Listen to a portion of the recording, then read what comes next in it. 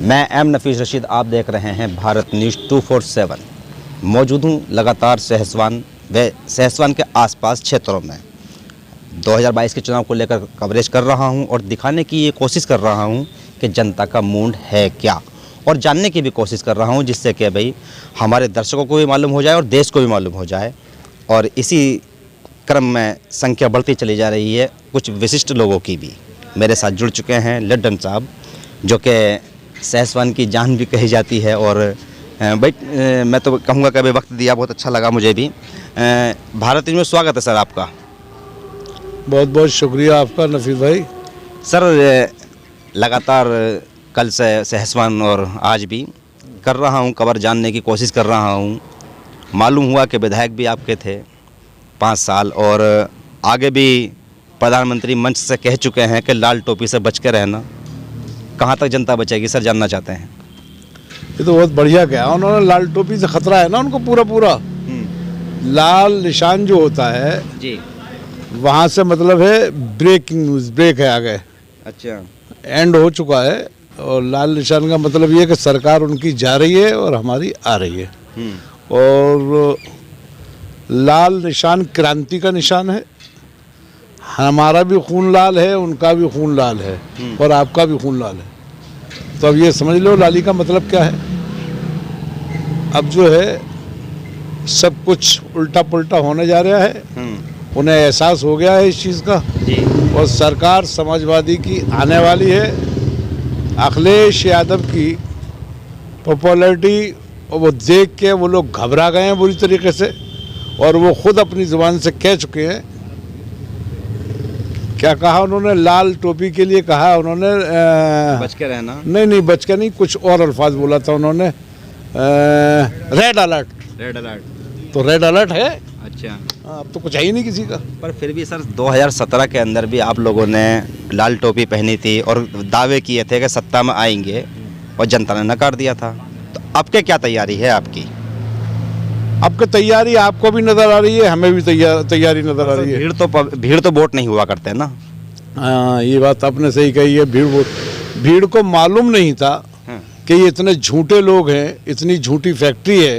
अच्छा, कि जितने भी इन्होंने 2017 में वायदे किए थे उनमें से एक बताओ, इन्होंने किसान की आमदनी दूनी की?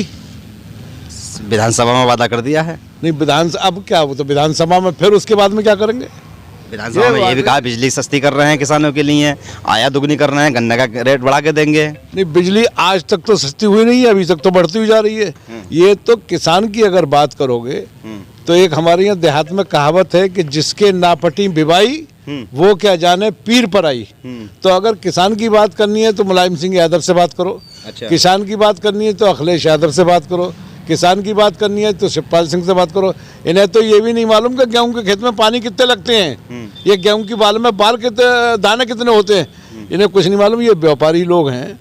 इन्होंने सरसों 4,000 को खरीदी और बिल्कुल किसान के घर से जाते ही वो 8,000 को हो गई। तो इनको ये किसान की बात कहाँ जाना है? इन्हें क्या मालूम किसान का?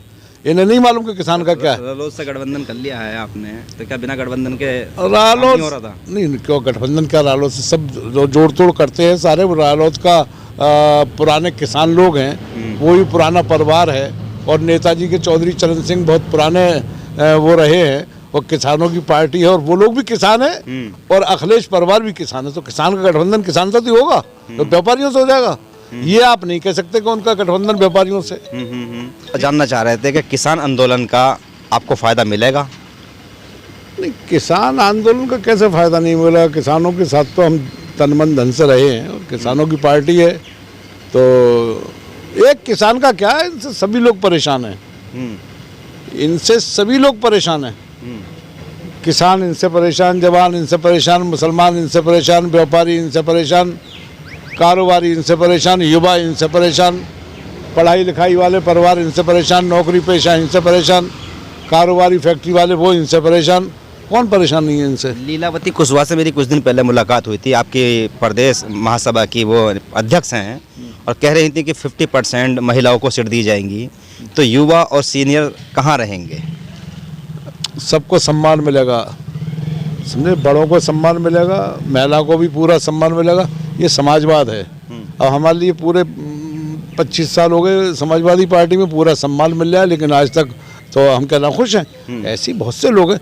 लीलावती कुशवाहा हमारी बड़ी नेता हैं, जुझारू नेता हैं, और काफ़ी पार्टी की पुरानी वो हैं, वो MLC भी रही हैं, तो उनका कोई मुकाबला ही नहीं है। ऐसा कुछ नहीं है, यह सबका सम्मान है। आपका दावा क्या है सहसवान से? मेरा दावा कुछ नहीं है, मेरा दावा टिकट मांग रहा हूँ। अगर समाजवादी पार्टी मुझे इस काबिल समझती है, सेवा करने का मौका देगी, तो मैं पब्लिक के बीच में हूँ और चुनाव लड़ूंगा।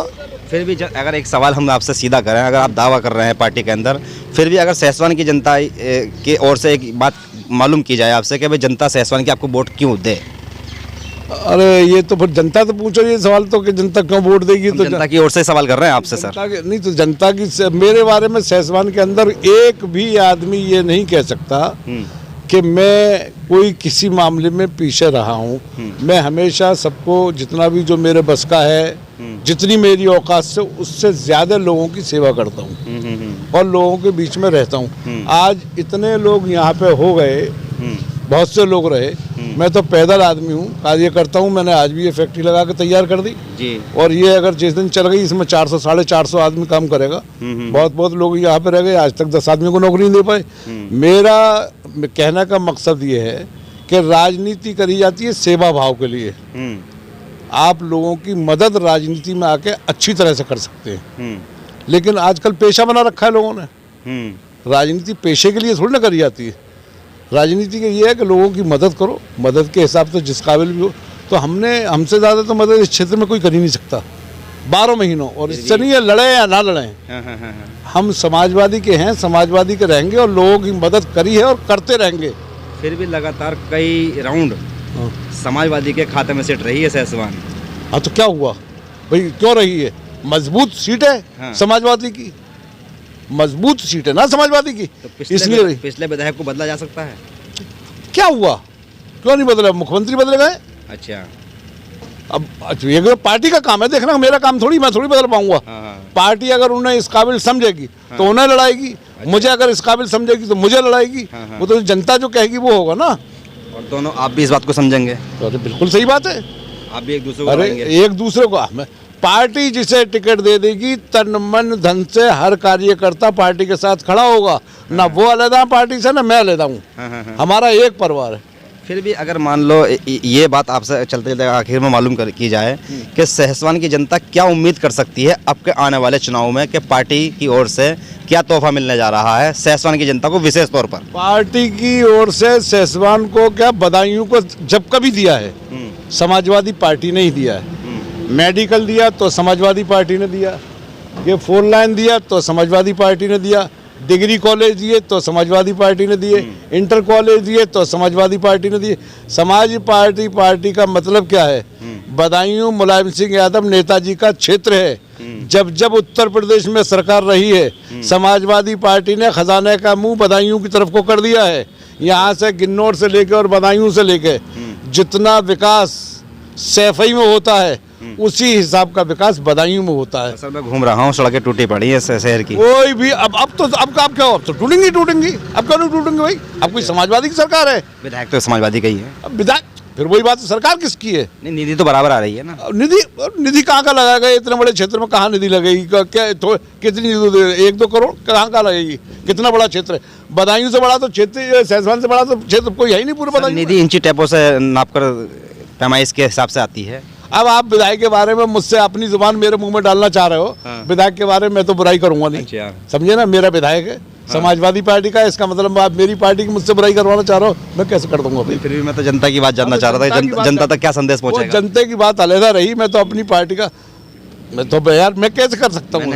शुरू में कहा था कि मेरी एक मुलाकात वरिष्ठ नेता से हो रही है, तो वरिष्ठ नेता होने के नाते क्या संदेश है सहसवान की जनता को आपका? सहसवान की जनता को संदेश यही है कि अखिलेश यादव जिसको समाजवादी का टिकट लेके भेज दें, साइकिल लेके भेज दें, उसको आंखें मीच के लड़ा दो और जिता दो भाई। तो सरकार बनेगी, 300 से ऊपर सीटें आ रही हैं। अखिलेश यादव देश के मुख्यमंत्री बनने जा रहे हैं प्रदेश के, और आगे बहुत लंबी रेस का घोड़ा है, बहुत आगे तक जंगे। नौजवान का फायदा भी मिलेगा। और आज की डेट में इतनी मालूमात, इतनी जानकारी किसान की, व्यापारी की, मुसलमान प्रदेश की, दो चीज़ें अखिलेश यादव के साथ। अनुभव भी है, बाप का भी अनुभव है, चचा का भी अनुभव है, खुद के अच्छे पढ़े लिखे हैं, विपक्ष में भी रह लिए 5 साल, सरकार भी चला ली 5 साल, और अच्छा और बुरा सब वक्त देख लिया। इससे बढ़िया घिसा पिटा मुख्यमंत्री मिल नहीं सकता प्रदेश के लिए। अभी तो युवा कह रहे थे घिसा पिटा कर रहे हैं। अरे यार सब कुछ मान लिया ना, अच्छा बुरे दिन सब देख लिए ना। अच्छे और बुरे दिन की बात हो रही है। हाँ, अच्छे बुरे दिन की बात हो रही है। सर सहसवान के साथ, बधाइयों के साथ आपको देश भी देख रहा है। खबर का और वीडियो का कुछ पता नहीं होता कहाँ तक चली जाए। एक बार चाहते हैं कि आपका परिचय पूरे देश से हो जाए, परिचय दीजिए सर।